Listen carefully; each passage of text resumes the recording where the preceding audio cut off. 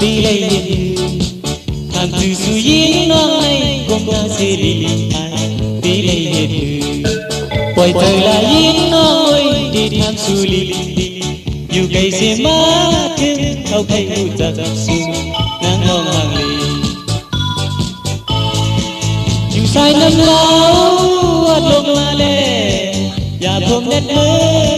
từ khắp đi su su ăn su ná từ từng là còn thâu nông lâu lâu khuyến ngọc mà và thơm nét mơ nó ơi sắp đi xì lại hàng từ su yên nó này cũng đã sẽ đi trái cây hạt su dùng thời là yên nó ơi quay thân su đi mặt dàn cây mơ có con cơm quay ta xì nắng ngon hàng lì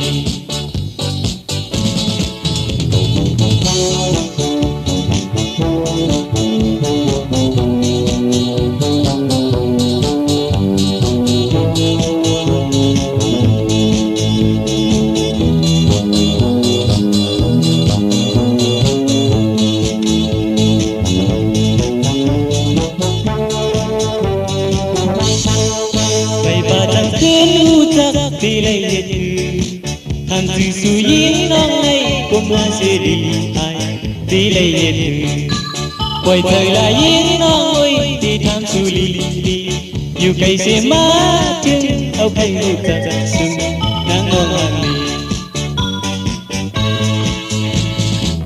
dù sai năm lâu ăn lông ma lê và thơm nét mơ từ khắp đi su dù ăn su ná từng là còn thâu nông lâu lâu khuyến ngọc mà và thơm nét mơ nó ơi sắm bê đi xì lại thằng từ su yên nó này cũng là sẽ đi trái cây hạt su dùng thời là yên nó ơi quay chân su li hạt dàn cây mơ